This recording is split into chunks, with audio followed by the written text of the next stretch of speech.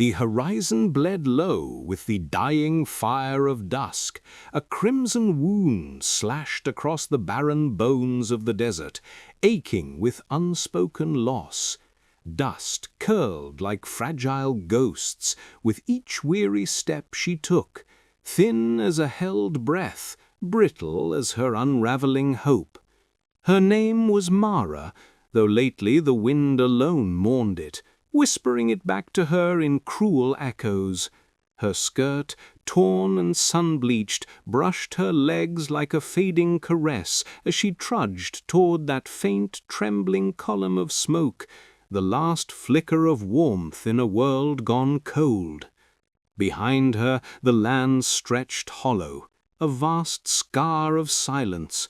No footprints lingered, no voices haunted the air, no echo of the songs that once wove through her firelit mites. The sun had devoured them all, leaving only the raw throb of absence in her chest. When she staggered to the sagging gates of the old Claymore Ranch, twilight had leached the world to rusted steel, heavy with the weight of forgotten dreams.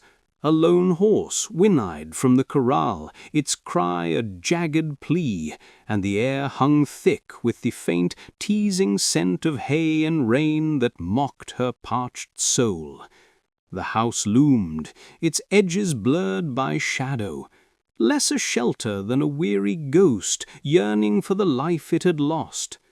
A man emerged from the barn's dim throat, sleeves shoved up on arms corded with quiet toil, eyes veiled beneath the brim of his hat like secrets too tender to bear. His hands bore scars that spoke of soil's unyielding grip and silences deeper than graves. She halted paces away, her voice scraping out, parched by grief's unrelenting drought. "Just one night, sir," she murmured, the words fracturing like dry leaves. "I'll vanish by dawn." Her gaze dropped, laden with the bone-deep weariness of a heart adrift. "No one marries a Comanche girl, and I've already buried the only family that ever claimed me, piece by shattered piece." The air thickened, unmoving save for the gate's mournful groan and the chain's soft, sorrowful clink, a fragile dirge in the gathering dark. The man, Rhett, etched in the ranch's weathered lore, held her in that piercing stillness, his gaze a balm that deepened the hush. Then, wordless, he tilted his head toward the porch, where a hesitant glow pulsed behind the glass like a fragile heartbeat. Mara wavered, pride clawing at the hollow gnaw of hunger in her belly, but her knees quaked with betrayal. He eased the door open, and inside warmth enfolded her, stew's savory ache, wood smoke's smoky embrace, stirring ghosts of comfort long exiled. He set a bowl before her, retreating like a shadow yielding to light. She savored it in measured bites, each one blooming with salt's sting, meat's fleeting solace, and a tenderness so foreign it pierced her like sunlight through storm clouds, kindness, raw and unasked. In the adjoining room, a clock pulsed like a lonely heart in a home starved of joy. When the bowl emptied, her thank you slipped out, a fragile thread, unsure if it would reach him through the chasm. That night, Mara curled into a bed redolent of cedar's sharp balm and soap's gentle promise. The blankets rasped coarse against her skin, but cradled her clean, a quiet mercy. Through the pane, stars gazed down, cold sentinels, untouched by her unraveling. Memories clawed, her mother's melodies fracturing into ash, her brother's laughter dissolving in screams. Sleep stole in at last, mercifully barren of flames and fury. Dawn exhaled on a sigh of wind, the barn door creaking like an old regret. She arose, weaving her hair into a braid tight as resolve, and found Rhett with the horses, his nod a silent spark in the chill. Unbidden, she fell into the rhythm, sweeping dust devils from the yard, hauling water that sloshed like unshed tears, patching fence gaps with hands that trembled less each mend. Her motions wove caution and grace, as if the earth itself weighed her worth with unforgiving eyes. Days blurred into a tender haze. She stirred pots with flavors that coaxed smiles from the silence, mended tears in fabric and spirit alike, hummed fragments of her mother's tongue laced with wordless longing. Rhett's words remained sparse, but his gaze softened, lingering when her laugh startled the chickens into flustered flight, a second coffee steaming by her place each morn like an unspoken vow. It was Tobias, the lanky ranch hand, who voiced the shift one twilight, propped on the fence like a confessor. "Boss," he drawled, voice laced with wonder, "this spread, it's breathin' again, like the ghosts decided to dance." Rhett offered no reply, but that eve he kindled the porch lamp early, its glow a defiant ward against the dark, flickering long after her breaths evened into dreams. Then the sky bruised, clouds slinking westward, bloated with wrath. Thunder growled deep, a beast stirring old terrors. Mara jolted awake, pulse hammering with raid's crimson haze, fires devouring roar, losses endless keen. She lurched to the hearth, fingers digging into walls that blurred through hot prickle of tears.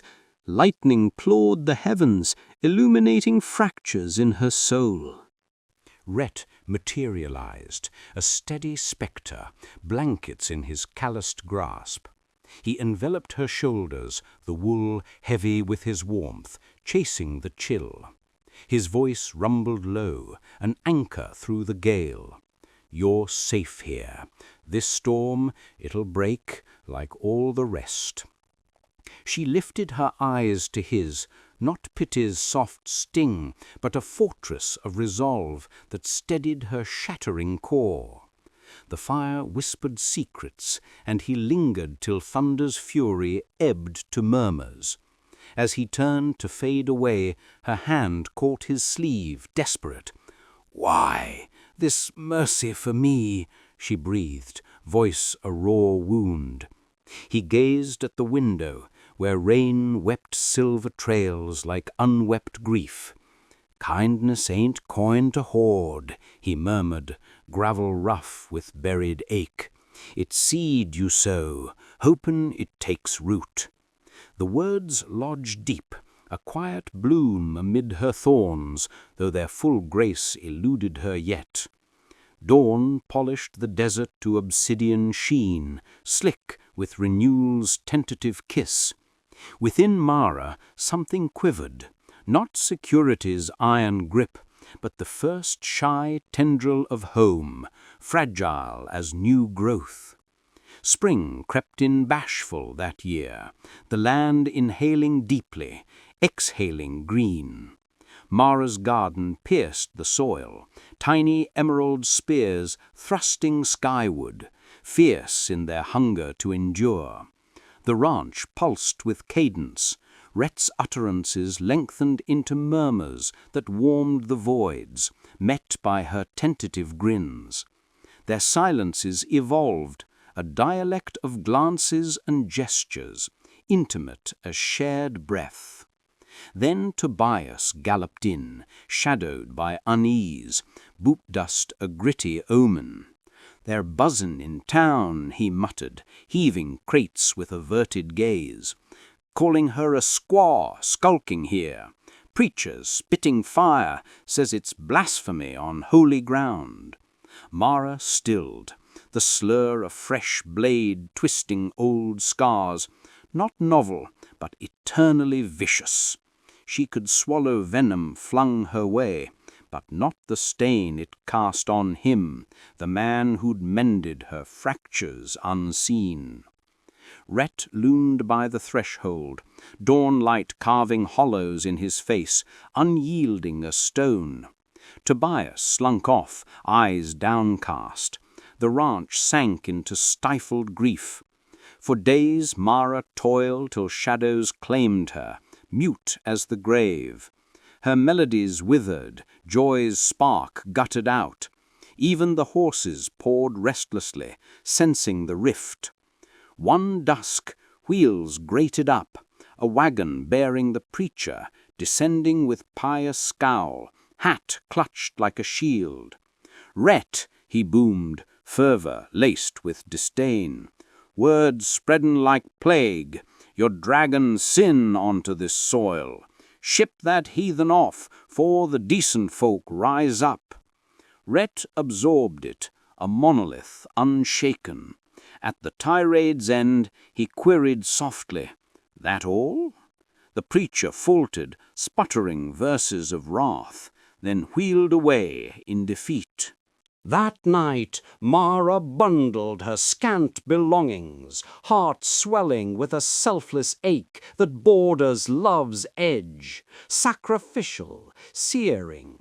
She creased her shawl with care, nestling her brother's talisman like a final pulse, and scrawled on the table, "Your kindness mended what fire broke. I won't chain you to their scorn." Dawn dawned brittle, frost-kissed. She claimed the road, gusts plucking at her like insistent regrets. No backward glance, her chest knifed, but her stride held firm, forged in farewell's forge. Gravel protested behind. "Where do you think you're bound?" Rhett's timber shattered the quiet, laced with quiet desperation. "You've given plenty," she replied, throat tight. "No man weds a Comanche girl, not without ruinin' his world." The pause yawned vast, till his boots scraped resolve. She pivoted. He filled the gate his late wife once adorned with blooms, backlight gilding him in ethereal fire, dust transmuted to fleeting glory. His fingers sought hers, rough as truth. "Then I'll be the fool who tries, and shows 'em for liars." Her inhale snagged. "They'll curse you," she warned, voice a hush of dread and dawning light. "They whisper it now," he said, plain as earth. "But their spite lost its hold the day you crossed my threshold, breathin' life back into these bones." Tears welled, not grief's torrent, but joy's crystalline gift, pure and piercing. "You'd forfeit it all," she pressed, awe trembling. "Lost it years back," he confessed, gaze raw with reclaimed fire, "till your shadow fell here and woke what I'd buried." The world hushed, steeds stilled in reverence. She bridged the gap, palm to palm, not grasping in void, but clasping in fierce affirmation. Beyond the pale, the wastes rippled alive. Distant thunder purred soft as benedictions sigh. By noon the town would glimpse them entwined. Spittle and murmurs would fly, venom's last gasp. Yet some would behold her coaxing blooms from barren clay, and glimpse redemption sprouting amid thorns. The preacher's rants shortened, silenced by doubt's creep. Mrs. Wickaker's seeds arrived anonymous on the stoop, a mute olive branch. Tobias's hat dipped in quiet salute.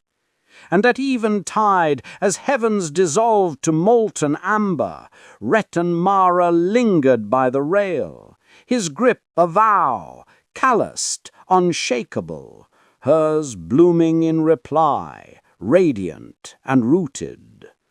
The winds bore her joy across the vales, cresting hills, infusing the prairie's hush. For the first time in an eternity, the desert sang with fullness, no longer a dirge of voids. If this tale stirred the embers in your soul, friend, pause here, tap subscribe, leave a whisper in the comments. Pass it to a kindred spirit who clings to love's unyielding whisper. 'Cause in the Wild West's harshest folds, kindness takes root, fierce and unforeseen. And hey, before the trail calls you onward, like, comment, subscribe for more tales that echo the heart's wild ride. The winds still hum their secrets. All it takes is ears attuned to hear.